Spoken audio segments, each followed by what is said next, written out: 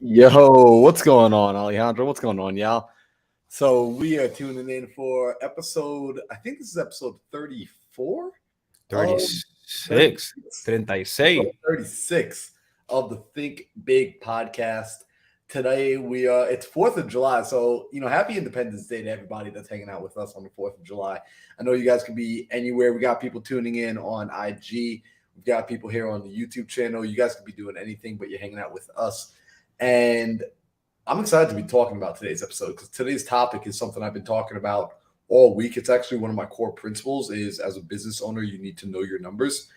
And it's one of those things that I wish I understood better in the very beginning of getting into business. It's one of those things that I would say my decision making shifted the more I started to realize if you understand your numbers, you understand your business. And I couldn't just ignore it anymore. So I'm excited to be talking about that and sharing what we do to understand our numbers. But before we get into it, Alejandro, how you feeling today, bro? You and I were just talking a little offline. Bro, I'm feeling great, man. Grateful to have, another day of life to take advantage and succeed. Happy 4th of July for everyone that's out there. Be careful. I know we have some drinkers out there. Just be careful. Come back home. Success is inevitable for you if you prioritize that as well. So, what about you, Mr. Marlon? How you doing, man? I'm doing pretty good, man. It's like kind of like what we were talking about beforehand, that today had an interesting vibe and feel to it because ultimately today's most people are taking off for a holiday, right? Like most Yeah. people are kicking it, they're barbecuing, they're doing this and that.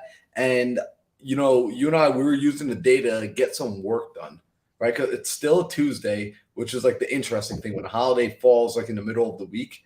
A Yeah. Tuesday, it's still like Michelle, like she's driving right now. She says I'm going through Uber. So today was still a day to get work done. I sat down and did more of the work on the business versus in the business work, which is something that I think gets neglected quite often when you're caught up in the hustle. Because when you're working on the business, in that immediate moment, you're not making money.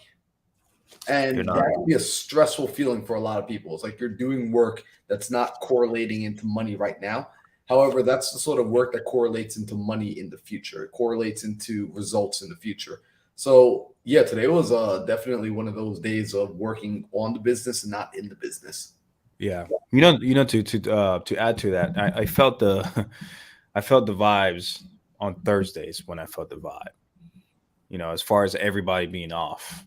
Like this was a weekend just being like everyone was waiting for this weekend. You're off on Saturday, Sunday, Monday, Tuesday. I felt the vibes on Thursday. I mean, I was talking to some agents, talking to some title company, and the response just wasn't the same. I was like, wow, what's going on here? So, instead of, I was supposed to have some closings here like last week, but unfortunately, due to no response, I have to wait until they get back from the holidays. But, that's something I was already aware of. It's going to happen.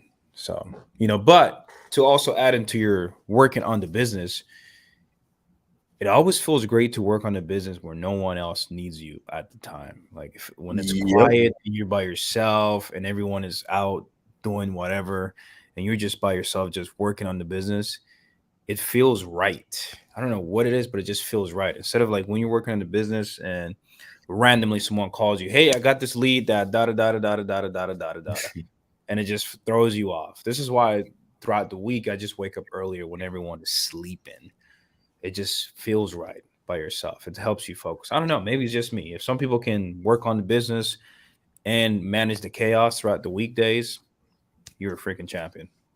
No, you know what? I agree with you, man. And it's like it's an emphasis that, funny enough, I didn't put on much in the beginning. Like I was so focused in the beginning of just like go out and earn more money. Like just figure out how to earn money. Figure out, and I think a lot of people get caught up in this mindset of like go out and just figure out how to make a dollar. And I think you should go out and figure out how to make a dollar. But when you analyze your real goals, if it's truly to build a business, you have to realize a business is a set of systems. It's a process. It's a way of doing things. And if you can create it so that those things get done over and over and over and over again, eventually without you, then you've done the job of creating a business. Kind of like a parent, if you're trying to raise your kid, you don't want to raise the kid to always have to come to you and say like, Mom, Dad, can you help me with this? Mom, Dad, can you help me with that? Sure, you feel great when they come to you because you get that respect, you get that attention. But ultimately, your goal, your job is to eventually prepare them to leave the nest and to be able to be self-sustaining without you. So in the business, it's the same way. And just like a parent, that means sometimes you're hanging out and you're having fun with your kid. And sometimes it means you're sitting down and you're disciplining them and you're giving them lessons and saying, hey, this is what you need to know. So with that being the case, one of the things that I think we need to talk about today, people, because we talked about goal setting a few weeks back. And if you guys are hanging out here on the 4th of July, shout out to you. You're one of the rare few that's still working on growing yourself even on the holiday. And I promise you, that will not go unnoticed. This is the time where you start to get ahead of people. This is, interestingly enough, I'm going to talk a little bit about mindset, then we're going to get into some numbers. The mindset that we got to understand is not to worry about comparing yourself to anybody else. Don't compare yourself to me. Don't compare yourself to Alejandro. Don't compare yourself to Sam or Daryl or Pace or Grant Cardone or Tony Robbins or Oprah Winfrey or any of those people, because you're on your own mission. And so you're going through your own storyline. I'm just going to put my computer on mute, actually, because I don't know how it keeps getting off Do Not Disturb. I've got like a squirrel mind, bro. If something distracts me, it takes me. But don't compare yourself. Earlier this year, I found myself getting on social media, comparing myself to other people, not just taking lessons, but feeling like I need to be doing what they're doing. I need to be where they're at. And it was slowing down my own progression, because when I started to focus on just me taking care of me doing my work, me learning the things I needed to learn, me sitting down and reading the books I need to read, putting together the systems, putting together the plan, that's where my blinders came on. And I was able to say, oh, okay, this is where I'm supposed to be. And I was able to stay in my lane and get more done in a matter of months than I was producing before in the last few years. So I just want to remind everybody of this. It's okay to temporarily put your blinders on and to focus on you.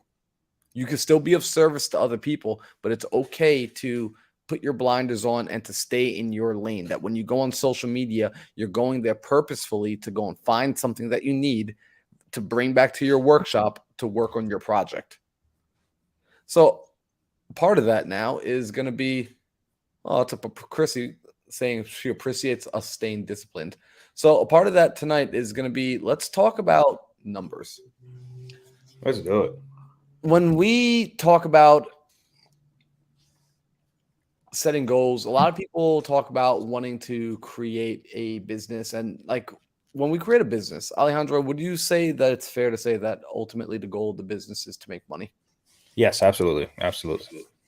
Cool. So guys, our business goal is to produce income. Like, yes, we want to go out and serve. Yes, we want to go on cool adventures and we want to create a product, and all that stuff is fine and dandy. However, a core fundamental piece of your business is it has to be able to make money. And when it makes money, you have to understand what to do with the money that you make. We have to be good stewards of money. Ultimately, a lot of people's financial issues isn't as a result of the amount of money they make, but it's more a result of the behavior that they have with money. And I'm a prime example of this. I've had lots of money, I've had little bits of money, and I've had no money. So I've been in all places. And what I found was I learned the lesson firsthand that it's true that money doesn't solve your money problems. Right? You've heard that saying before, like money doesn't solve your money problems. Yes. Right. And it's true, because if I don't teach a person financial literacy, if a person never learns financial literacy, you could hand them $1 million today and they're going to end up in a worse position. Look at the lottery winners. So with that being the case, what gets us to a good place is having this strong financial literacy. And we're going to talk about this methodology of handling your finances. This is for your business. There's a methodology for handling your personal finances, and then there's a methodology for handling your business finances. This methodology is the profit first business model, the profit first system. This is not a system I created. This is a system that we learned from Mike Michalowicz. So Mike Mikowicz, he's an entrepreneur. He's an author. He wrote the book Profit First. He wrote the book Pumpkin Plan. He has several books that are great for business owners. If you guys are business owners, entrepreneurs, you've got small to medium-sized businesses, his books they lay a pretty good foundation for people with those size businesses. So his book Profit First is what we're going to be talking about today. Let's look at something here because I'm going to share my screen. So guys, be ready. This is going to be I recommend you note taking on this particular episode. Alejandro, you follow the Profit First model for your business? Absolutely, bro. That thing saved my business, to be honest with you. Right? Absolutely. It's super important. Like, guys, like what we're going to talk about today, it's like, I'm just giving everyone a warning. Like, if you're watching, this might not be like the sexy conversation. Like, this isn't going to be like the fancy, hey, let's show you pictures of like $1 million multifamily properties. Like, this is the stuff that in the past I would have considered boring, but this is the stuff that stops me from stressing out as a business owner. This is actually what helps give me clarity.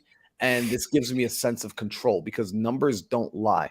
So let's go in and let's look at this. Aramis says, love the podcast. Not only consistent, but tons of value. Appreciate you for being here today. Another one as well, Marlon, is also to understand the health of your business. Dude, that's super important to me. Understand how healthy your business is. And when you say that, what do you mean by that? Understand the health of your business? Bro, like when you're looking at the finances, like when you read the Profit First book, it gives you like a base as far as like where you want your expenses to be. Like you want your expenses to be at 30%, 40%, 50%. When should it be 60%, right? And if you're at a certain margin as far as like monthly income or yearly income, and if it's surpasses a specific expenses and percentage, you're like, oh crap, this is not too healthy. Then it helps you dig deeper in and analyze what's causing your business to not be healthy. Kind of like you analyze yourself. Like, what do I need to do to get these abs, get these six-pack abs? How can I look like Marlon? What do I need to do? Get those veins, eat more broccoli. What is it? It's the same thing with the business. How can I bring 50% of my operating expenses down to 30% next quarter? Yo, spot on. Yeah. Spot on. So let's do this. I'm going to share my screen. And Alejandro, you can see this? Yep. Perfect. So you guys know I like spreadsheets, right? So if you're listening, if you're just like listening, I would actually take a minute to come over and look at the screen. And I'm going to zoom in for a second here because ultimately what we're going to be looking at here, I'm going to talk about a selling company. When I say a selling company, this is because most people are doing transactional business. So they're doing things like wholesale. They're doing things like fix and flip. They are listing properties. They're transaction coordinators. So they're doing one-off transactions. So when I look and I see where it says selling companies, essentially this is meaning that you have a transactional company. And now what Profit First is, it's going to show us a bucket system for how we should be handling our money at certain revenue ranges. And you're going to see it's a progressive revenue range starting from as little as 0 to $250,000, going upward to 10 to 50 million. Now, for the sake of today's focus and conversation, we're most likely going to be hanging out in the first two buckets because, quite frankly, this is where most people are at when you're getting started in real estate, when you're getting started as an entrepreneur. This is the buckets that personally, I still hang out more so in these buckets as my framework between my business. So I really keep a focus here right now. And the goal is to keep moving up the ladder and ascending over. So you guys are catching this in real time. I'm not here telling you that I'm in bucket E. No, we hang out mostly in bucket B right now.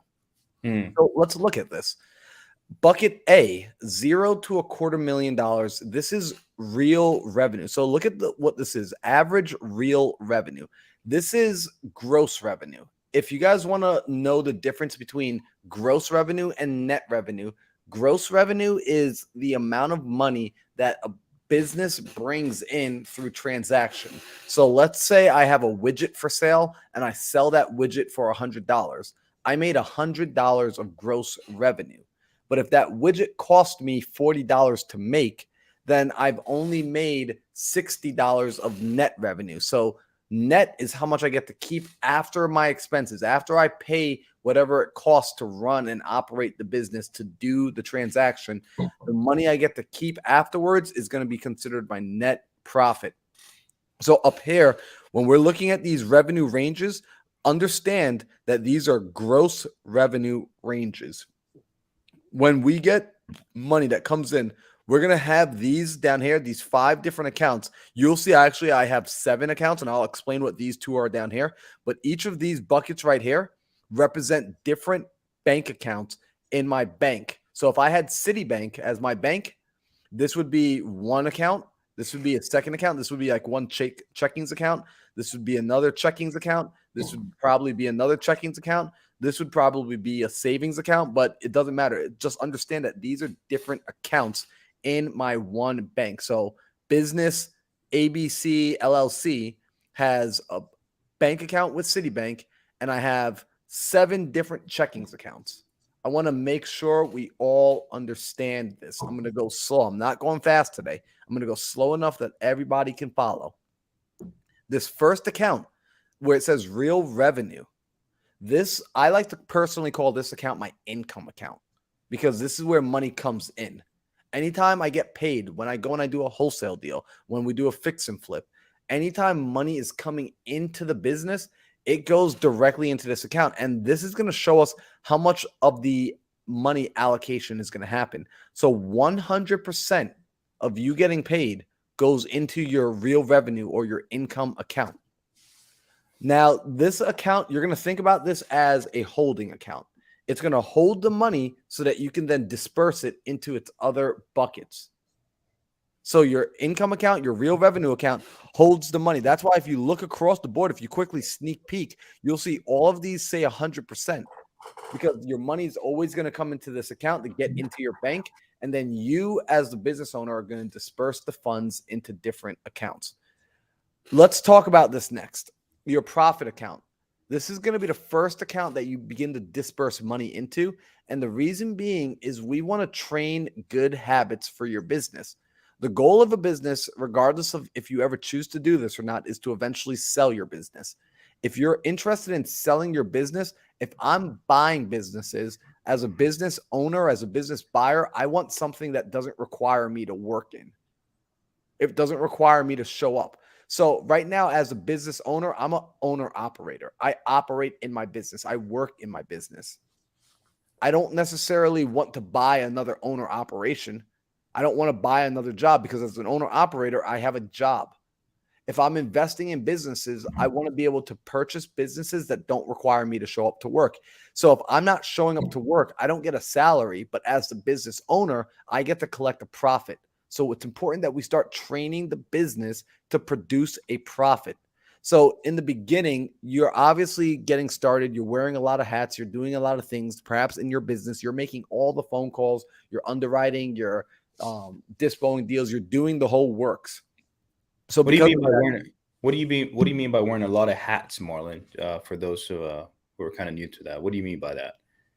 Well, what that means is you're doing a lot of jobs in your business. Like Alejandro, for a simple wholesale business, how many positions would you say there are? How many tasks are there to do in like a basic, super basic, bare bones wholesale operation? Super basic. Let's just say 4 hats. You got dispo, lead generation, TC, and acquisitions.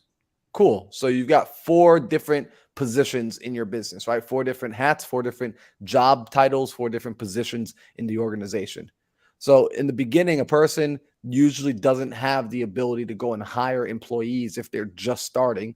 So then they, as the business owner, they're doing all those jobs. They're doing their acquisitions. They're doing their dispositions. They're finding the seller. They're finding the buyer. They're doing the contracts. They're calling the title company. They're underwriting. They're doing the books. They do the whole thing, right? Yeah.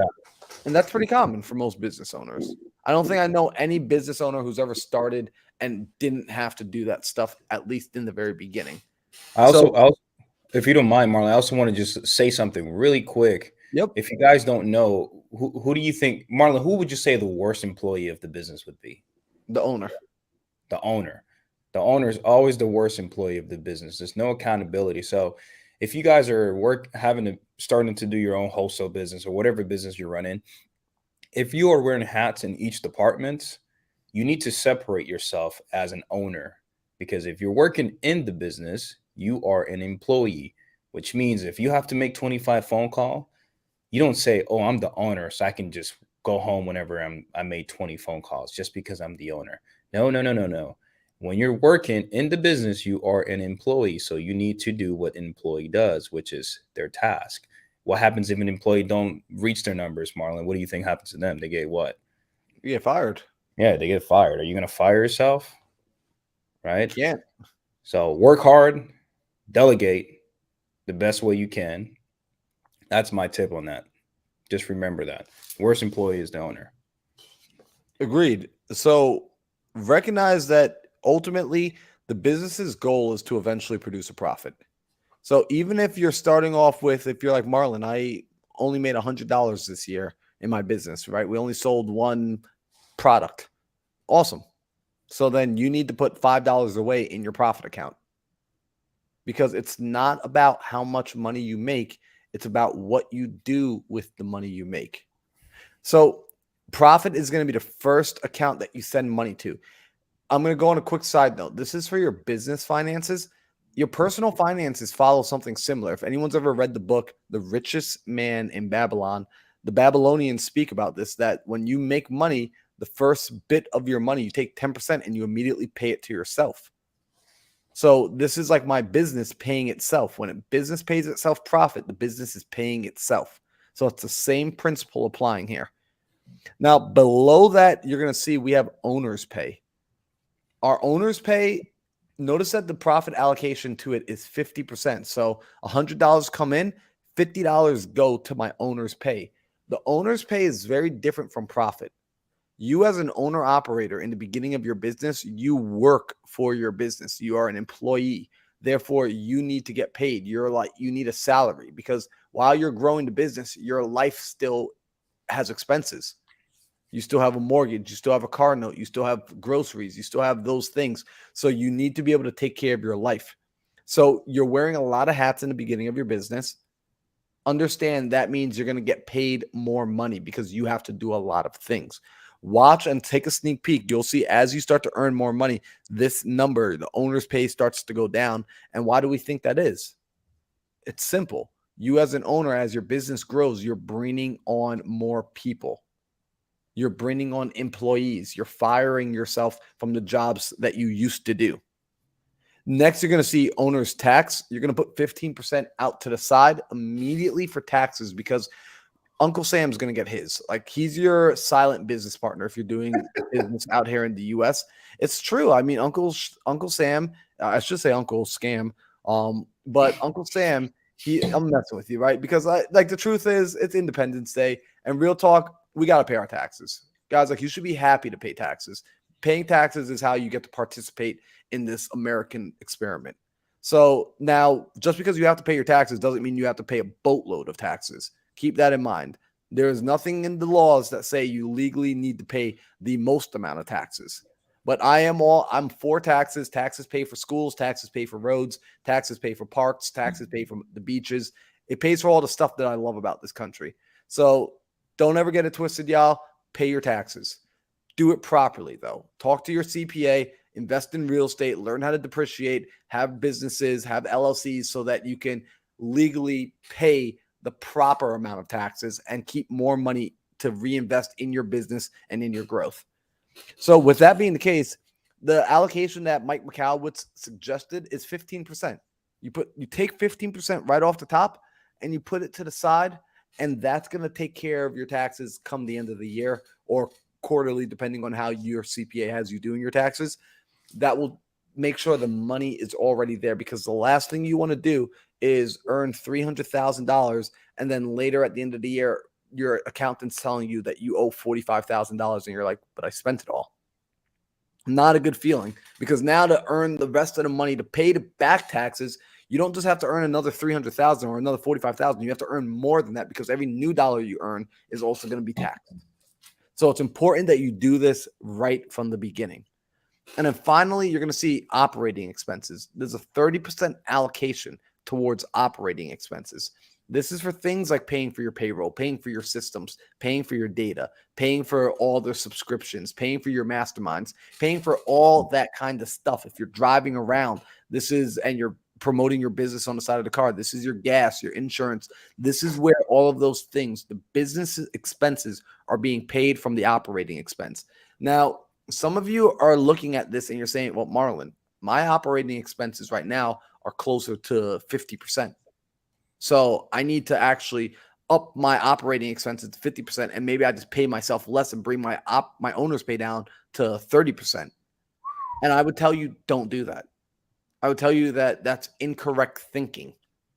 Because what happens is, let's say that you're like, Marlon, it's, we made $100,000 this year, but it cost us $60,000 to do that. So my operating expense it's a total of 60%.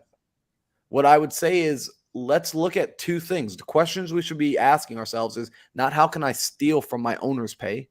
The question I should be asking myself is, one, how can I make more money on the same budget? How can I make more money without increasing my expenses? And two, how can I decrease my expenses without lowering my performance? So the goal here is, how can I make more money and how can I reduce the cost of making that money? I'm going to start to ask better questions, but only if I have a reference point. If there is no reference point, then me spending $60,000 to make $100,000 seems like a good deal. But if you find out you're supposed to only be spending $30,000 to make that $100,000, now you realize, oh, that's not as good a deal as I thought. Either way, you still made money, but now you start to see, in order to do so, you had to steal from yourself. That's money that should have been going in your pocket. Right? And that's where most people steal from. They steal from the profit account and they steal from the owner's pay. Mm-hmm.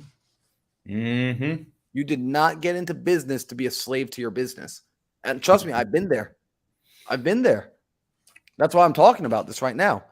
So below, you'll see I have two other accounts. One says projects and one says reserves. And ultimately, these don't have a profit percentage allocation. For me in my business, these are accounts that get a dollar amount allocation, where essentially there's a certain amount of money that will go into each of these accounts that are for things of, hey, when we want to try new projects, when we want to do new things, there's a $10,000 amount of money that goes into that bucket. And once it hits $10,000, we stop putting money in it. And then when something comes up and we're like, hey, let's try it, we've got access to the capital that's already been allocated to it. Think of it like research and development. And the reserves is the same idea. It's like, hey, when something unexpected happens and it requires us to just fork up money, then we're not stressing because we leave $10,000 in the reserve account as the, oh, shoot, what ifs.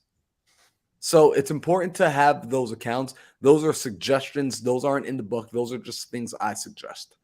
So I'm looking at bucket A, and as I move from making $0 to $250,000 of gross revenue, I'm going to start, when I start making more than $250,000, I look at bucket B, and I'm going to see that my real revenue, my actual income that's going to come in, is still going to be 100%. However, my profit goes from 5% up to 10% because, again, the business is growing. As the business grows, you want to see it become, do you want your business to become more profitable or less profitable as time goes on? Obviously, we want more profitability. Owner's pay, some of you, this is where you're stressing out because you're like, whoa, but Marlon, I went from 50 and I'm now down to 35, as you should be. Because you are firing yourself from positions you used to work and you are now hiring new people. So notice that as your owner's pay goes down, your operating expense goes up, because what's one of the biggest expenses that a business has? It's payroll. It's bringing on employees. And we want to pay them, because here's the interesting thing. The best thing you can ever spend your money on, Alejandro, what do you think I'm going to say for the best thing that a person could ever buy with their money? What's something that, like, the best buy, no matter what, no matter if the market's going up, down, or sideways, what's the best thing you think we can buy with money? I would say knowledge. Knowledge is one of them. That's a good answer. I wasn't even thinking about knowledge. All right, knowledge is up there. Mentorship. Are you saying for a business? Well, in general, I think the best thing we can buy with money is time, Correct. right? Yes. When people come and work for us, when people are willing to do work for us, whether it's a contractor or an employee or whomever, they're selling us our time. They're selling us their time and they're allowing us Hmm. to get our time back.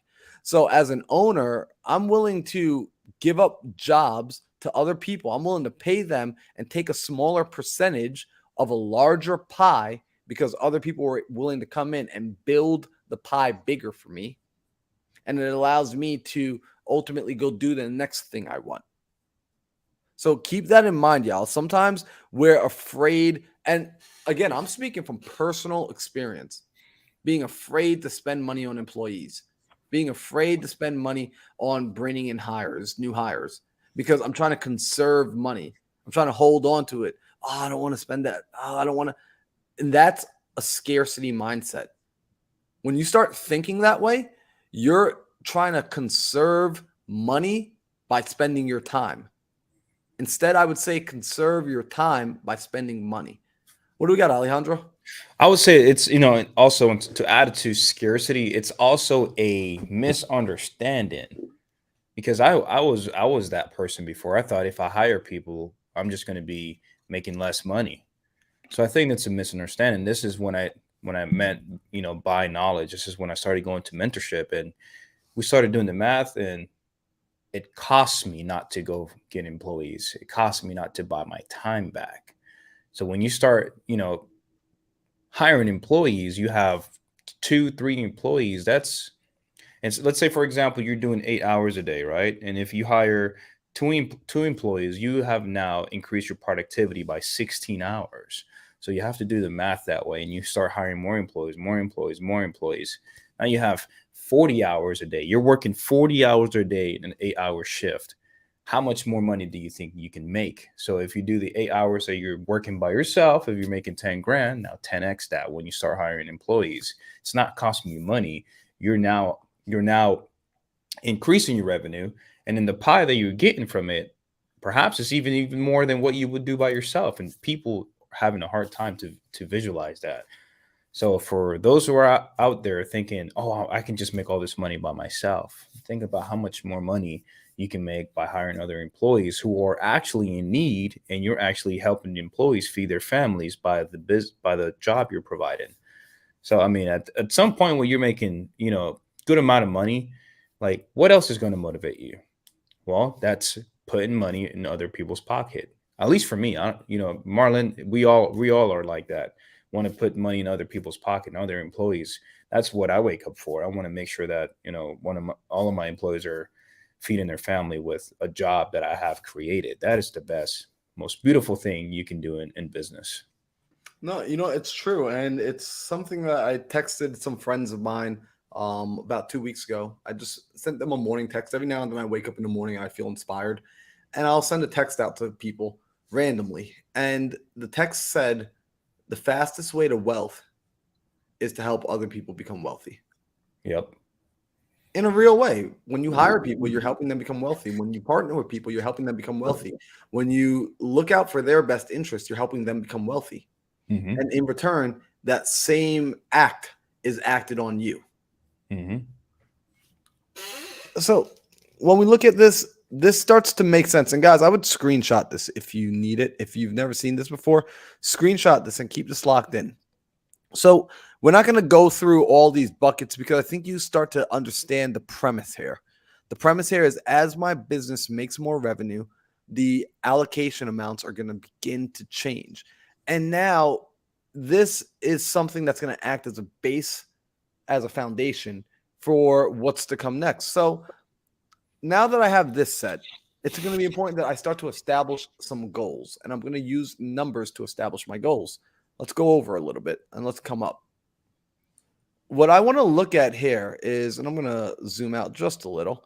What I want to look at here is when we have this profit first formula, we're looking at two things when I'm setting a goal. I'm looking at my need number and I'm looking at my want number. I'm looking at my need number and my want. Now, my numbers here are net numbers.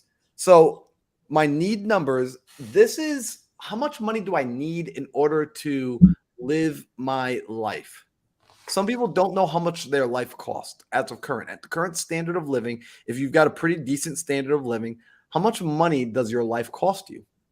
And here's an easy way to figure this out.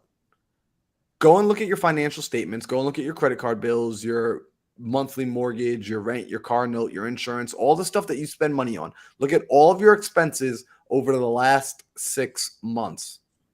Sit down and go through all of them, right? Go to your bank account, print out your statements. I've done this actually.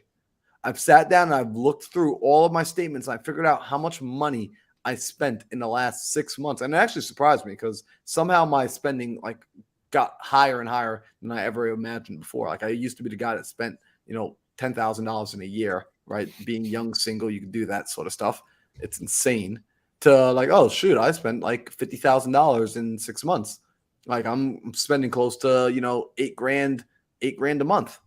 And what's cool is when I start to establish that, I can see what my need number is.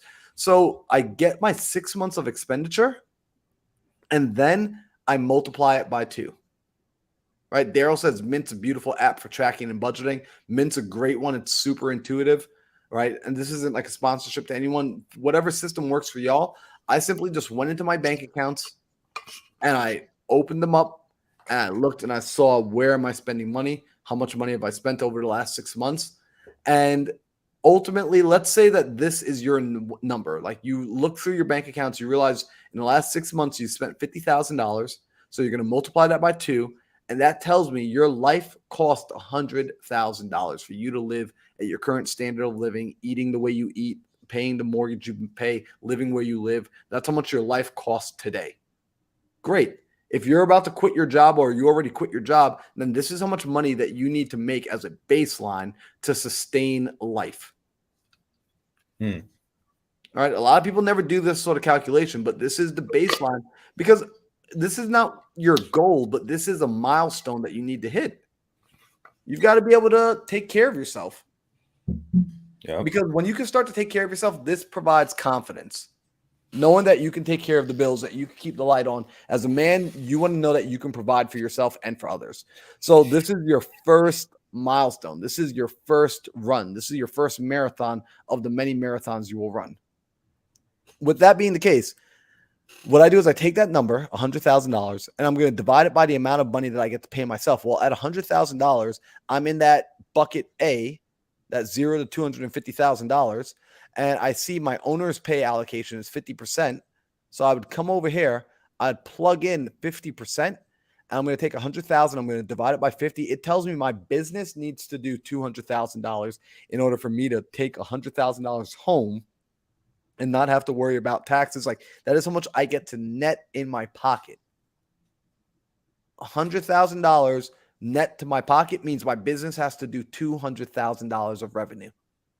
And that's assuming I own 100% of my business. Now, my want number is a different number entirely. This is a number that should excite you. Right. So let's say my want number is, I want to make $500,000 of net profit after all said, not $500,000 of gross revenue, $500,000 net in my pocket. This money belongs to me, doesn't belong to anybody else. I don't have to pay anything for it. Great. Well, where's that going to put you on the percentage you have to pay yourself? If we're talking about making $500,000 net as an owner, right? Remember, I can't look at this bracket anymore because this is only $0 to $250,000. I get to pay myself 50%. This is $250,000 to $500,000, but again, this is gross. So actually, if I made $500,000 gross, I'm only paying myself 35%. So I'm not in this bucket either. If I'm here at the $500,000 to $1 million bucket and I'm looking at 20%, if I'm at $1 million and I'm paying myself 20%, that's only $200,000. So I actually realize I'm in bucket D from a revenue standpoint, from a gross revenue standpoint, which means my profit allocation is going to be 10%. So I come back over here and I plug this 10% in is what I get to pay myself. So for me to net $500,000, my business has to be doing at least $5 million of gross revenue, right? Like I've got to have a pretty big business to be able to take home $500K and have my taxes paid for, have my income paid for, have everything paid for. That way I'm a less of an owner operator. And now this person that's making $500K, this lifestyle at the 10% is what he gets to take home. This is a person who's making this more passively in their business. Could a person decide to keep themselves as a deeper owner operator and wear more hats? Sure, they could. And essentially that just means they'd be running with a smaller team. But if I'm looking at Mike Macau with how he ultimately wants a person to build a business to the point where that business is sellable and that business runs on autopilot and it just prints cash for a person, this is how your mind should start thinking. So remember, this is the Think Big podcast, not the Think Do It Yourself podcast. So here we go. We've got these numbers, and this tells me what my business goals need to be. So depending on, we've got rentals and we've got deals. Let's say I'm focusing on deals, right? I'm focusing on wholesaling, fix and flip, et cetera, et cetera. And Alejandro, give me an average wholesale assignment. What do you think an average wholesale assignment people should expect? 10 grand. 10 grand? Perfect. So I already got 10 grand inside here. So if my business goal is to do $200,000 of gross revenue, which is what I need in order just to get $100,000 net in my pocket, my business needs to do 200K. I take the 200K, divide it by 10,000, and that tells me simple. I need to do 20 deals per year. 20 deals a year, and I'm good to go. Right? That puts 100K in my pocket. If I want to put $500,000 in my pocket while doing very little, I need to make $5 million in gross revenue, 10K per deal. I need to do 500 deals per year. So as I start to establish this starts to tell me how many deals I need to do. So I start to get a baseline and my numbers start to mean something. So when someone says, well, why are you working on 20 deals this year? Well, I'm working on 20 deals because I want to take home $100,000. Mm-hmm. Oh, okay. So now my goals have substance. A lot of times our goals are empty. They're just, hey, I want to make $1 billion. Why? I don't know. It just sounds cool when I say it. All right, well, you sound like an idiot when you don't have any substance behind it. But now when you start to look at this, it starts to make sense. So this is part one. Part two, and I'm going to go fast because I'm seeing that we're already at 40 minutes. That's crazy. Right? So over here, right, you guys are going to see, like, I have a test bucket. And the reason I have a test is I was going over this with, like, my MMC community and legacy makers last night. And what we were looking at is this, all right? This is how I use it, right? So it's like, this is the bank account I bank with. It's owned by, let's say, ABC Worldwide. That's our business. It's 100%. We have 100% ownership. So it's only one owner. If it was a 50-50, then recognize my owner's pay. All these numbers would just be cut in half when it comes to owner's pay. But let's look at this for a second. I want to figure out how much I need to do. Now, what's up, Derek? Right here is a formula I use, right? Based on the profit allocation, I would just type in, let's say I made $10,000. I would type that in. Oh, that's 100,000. And it would just tell me how I need to divvy up my money into the different bank accounts, how much money needs to go into each bank account. I bank with Relay, and what's cool with Relay, if you guys bank with Relay, they actually have a feature in their software that will allocate your money on a percentage based on the profit first model for you automatically, and you're able to have up to 50 checking accounts, no cost. So if anyone's interested in that, go to the link in my Instagram. You guys can get set up with a free Relay account. Use my Instagram link because I think I don't know what I get something. It's an affiliate link, just letting everybody know. But I do support Relay. They're the bank. I have about 5 different business bank accounts with Relay. I like them. They're super cash, super good. The only time I would say don't use Relay is right now they don't have Zelle. So if you are doing fix and flips, if you're doing something where money is constantly going out, then Relay, I don't like Relay. So I have multiple bank accounts. I also bank with Chase. But if you're just using it to collect money, then Relay is one of my favorites for just collecting money and moving it into buckets based on the profit first system. So let's come down here. Because what I want to do is I want to talk now about some current numbers. So we all got this. This is almost like a replica of what was on the previous page. We have need numbers. We have want numbers. It's the same formulas. And we got the different deal amounts here. Ultimately, let's go through one of my businesses, for example. I was doing this last night, so that's why these numbers are already filled in. This is for my coaching business, right? So I have let's go and look down here at the KPIs actually first. Let's zoom in on this. So when I was looking at my coaching business, right, and this is a relatively new business, I had to figure out my KPIs because I want to now that I know how much money I want to make and I know how many deals I need to do, I want to figure out how many leads do I need to get there. Well, let's look at the KPIs. And I looked at my leads. Currently, I've generated 81 leads in my coaching business. Out of those 81 leads, I had 19 people convert. 19 people signed up and said, yes, let's do some coaching. So great. What I did was I took that number. I took the 19, I divided by 81, and that gave me a 0.23. I multiplied that by 100. I get a 23% conversion ratio. So I'll say that again slower for the people that hate math.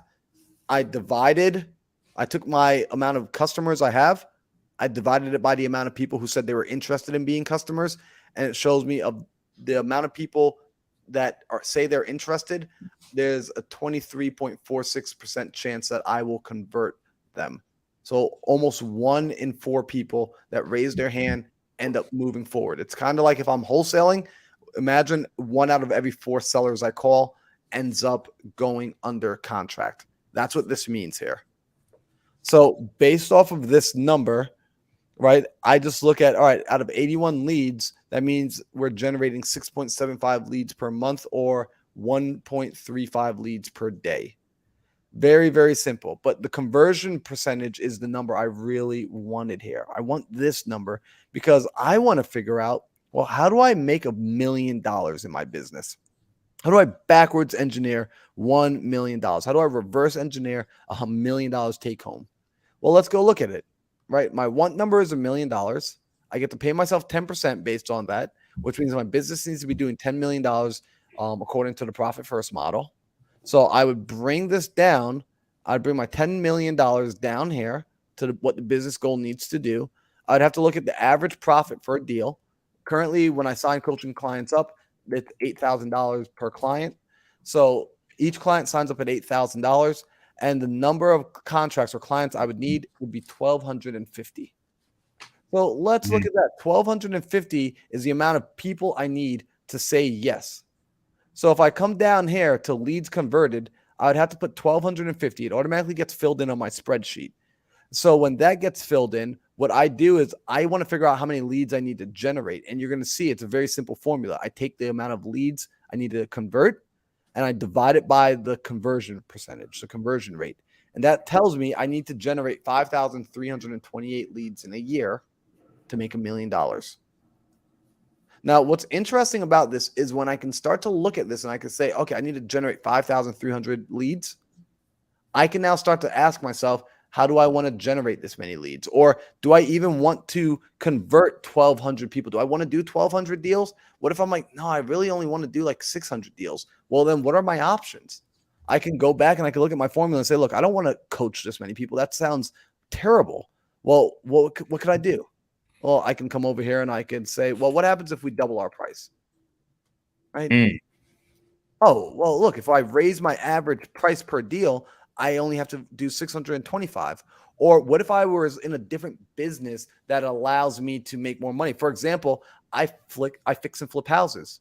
What if I looked at this? What if I look at, hey, what do we do on average for a fix and flip? Well, right now we're doing $70,000. That's the goal. Although we're actually changing that goal to do only triple digit flips. So if I'm doing $70,000 flips, I've got to do 142 flips in a year to make $1 million. Okay. Well, if I got to do 142 flips in a year, let's come back down. I got to generate 609 leads. This is assuming I have the same conversion ratio. And this is going to tell me that I need to generate 10 leads per day. Right? I start to see how many leads per day I need to have. I start to see how many leads per month I need to have. This allows me to go back into my business and then tell my team, okay, this is what we need to do. So if I'm recognizing, hey, right now we're only generating, 20 leads per day or 2 leads per day, I might need to hire another VA. I might need to hire 4 VAs. Well, 5. If my VAs are only producing 2 leads per day, I would have to hire 5 VAs. And I'd be able to justify the cost because remember, as a part of my profit first model, what do I have? I have operating expenses, right? I have money to go towards this. It's important that we understand this because this takes the guesswork out of it and it starts to take the emotion out of freaking out with the can I spend money? Should I spend money? You've already given the money a job. You've already allocated this money towards this particular purpose, which is to go out and hire employees, spend the money on marketing, spend the money on mastermind, spend the money on systems and software. You've already thought it through. So when it comes time to spend the money, it's important that you let the money go to work where it's supposed to. This is how we keep money in circulation. It's got to flow, but it has to flow with a purpose. This is what it means to be a good steward of money. And I'm going to be honest with everyone. Like, I think I harp on this. Whenever I harp on a subject a lot, it means it's something that I personally struggled with. And I have personally struggled with finances because it was a taboo conversation. No one talked about it. So I was forced to figure it out on my own. So like any young, dumb kid, I'm just trying a bunch of random stuff and seeing what works. And maybe I get lucky and things work out. Maybe I don't. But then as I started to find mentors, they started to reshape my thinking. They started to have this conversation. In fact, I was looking through one of my old podcasts and I interviewed Cody Barton. And Cody and I were talking about when I came out to Arizona the first time, me, him, and Pace got dinner. And while we're at dinner, within about an hour, they had said the word money maybe like 70 times within an hour. The first hour of dinner. And I said to them the next day, like when I'm interviewing Cody, I was like, Cody, last night at dinner, you guys said the word money more than I had ever heard it spoken out loud ever in my life. But there wasn't this bad feeling. There wasn't a gross feeling around it. And Cody said, yeah, man, like money is a conversation that people need to talk about. You know, it's the book Secrets of the Millionaire Mind because it's something that we need to be talking about often. So this is why I'm happy that we got to share this Profit First formula here tonight on the episode, because this is something that helps me personally get clarity, right? Like when I don't have clarity on my numbers, I stress out in my business. Even if we're making money, I feel stressed out if I can't tell you where the numbers are, if I can't tell you why the numbers are doing what they're doing. And what's nice, guys, I didn't do any trigonometry. I didn't do any algebraic equations, right? This was simple adding and subtracting, very little bit of division, very little bit of multiplication. This is math at a 4th grade level. If it seemed like I was going fast, simply do yourself a favor, rewatch the video, or better, go and pick up Mike McAlwitt's book, Profit First. Or if you're in real estate investing, go pick up David Richter's book, Profit First for Real Estate Investors. Both books teach the exact same principles. However, what happens is the one for real estate investors simply just has more real estate terminology in there to help you assimilate the knowledge into your business. But they both teach the same principles. So, Alejandro, I'm going to stop talking now because I realize I've been talking for like the last 40 minutes. Bro, this is great, valuable information, bro. In fact, I want to hijack that sheet from you. While you were talking, I'm over here Googling, man, where did Marlon get that sheet from? This is a good sheet. I get a whole bunch of extra sheet, man. So you'll get a text from me. Bro, yeah, 100%. I'll send that to you. And like I sent it to everyone, like anyone that's inside like my MMC community, they already got that. Here's what I would do. Like if people want this sheet, I do not have a way of like sending this out automatically. I really don't. Like there's no like funnel set up or anything to like just send this sheet to you guys. But if you guys are interested in this, I will send you the sheet, but I'm going to ask you to do something for it. I'm going to ask that you, first off, you be subscribed to the YouTube channel. So if you're here watching this, if it's in the future, if it's in the past, if you stuck through and you watched the whole thing, appreciate it. Subscribe to the YouTube channel, both mine and Alejandro's. Daryl and Sam aren't on here tonight, but I would subscribe to their channels as well. So subscribe to the channels first. Then what I want you to do is I want you to share this episode with somebody that you think it would benefit. And when you share it to them, screenshot or like show me proof that you shared this with somebody, whether you sent it to them via text message, whether you shared it on your social media, whether you shared it on Facebook, however you choose to share it in your way and get proof of it and send me that picture, that screenshot, or tag me on Instagram. And if you do so, then just I'll DM you or you DM me and I will send you this spreadsheet if you think it'll be helpful to you. you can get this spreadsheet, because this spreadsheet is a spreadsheet I made. So you guys aren't going to be able to find this anywhere else. I just made this spreadsheet. I knew you were the Excel guy, bro. As soon as I stepped in at your house when I went to Arizona, I'm like, this guy is on Excel to the next level. You know what's crazy, bro? I'm not even like I'm not even like an Excel person. At least I don't think I am. But like my brain just, the things I remember are like people and like the way people make me feel and like it's experiences. Like I remember that kind of stuff. But then like this kind of stuff, I make Excel sheets because I don't retain this information. So I need something to hold the information for me, because I cannot recall. Like, dude, I barely know my property addresses. I don't know any of my tenants, like their names, because I haven't met them in person. Like, I don't know the lockbox codes. I don't like, there's so many things in my business that like I just do not know. And the spreadsheets are the only reason I'm able to find them, is because I just know where to look. And every day, I was talking to my assistant today, shout out to Karen, and I was explaining to her like, hey, a big thing for me is like, I need to create better systems because I'm a dummy. I need systems to help me just navigate my own business. Like shit, I told her, I was like, the Google Drive better than I do. I don't know where anything is. Like I had to have a meeting with her today to ask, hey, Karen, do we have this sort of file already? Because I'm about to make this file. And she's like, yeah, dude, we already have it. And she like sends it to me. And I'm like, oh, sweet. Like you just saved me 2 hours of work. So yeah, but all that to say, if the spreadsheet is helpful to y'all, I'm more than happy to share it with you. Just do those things, subscribe, share this episode with another person who you think it would be helpful for, and then send me proof like that you did that, and then I will send you this spreadsheet, no problems asked. And what I'll even do is I'm probably gonna need to go I'll make like a short video one day on like how to use the spreadsheet, just in case someone breaks something or like they change one of the formulas. And I'll think about color coding it as well. That way, like what numbers to change and what numbers not to change. Yep.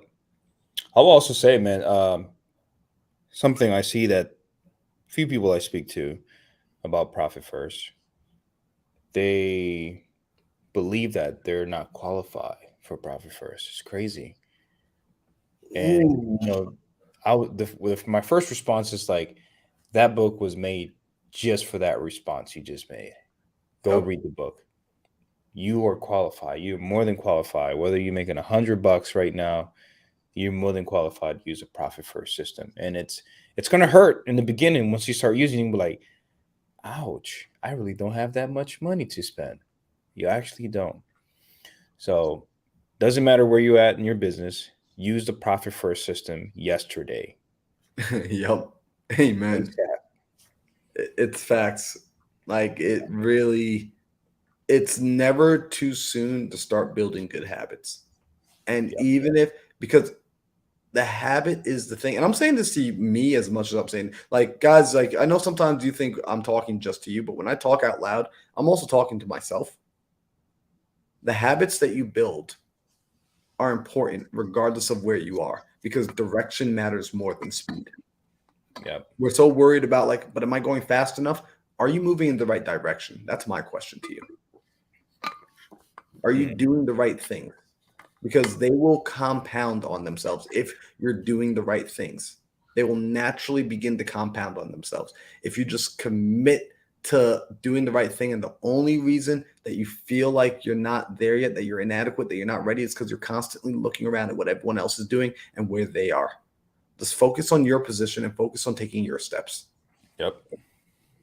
So this was a fun episode tonight. This was an Independence Day episode. Get independence, yeah. Yeah, seriously. So yeah, I mean, that's about it for me. Alejandro, is there anything you want to give these people as parting words tonight? No, man, that's really it. If you guys feel like you don't qualify for Profit First, this is for everybody. It doesn't matter what business you're in, how much money you're making per month. Start yesterday. You need it. You need it. It will change the way you look at your business, and it's going to help you stay healthy. Do it yesterday. Look it up right now. And if you don't want to read, just go on YouTube. Profit First. How does it work? Right. For those who don't like to read, just go on YouTube. I'll help you out. Low key. Yeah. So I do this with every business that I have, all of it.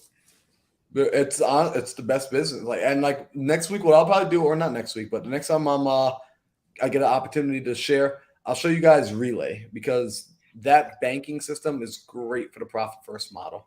Mhm.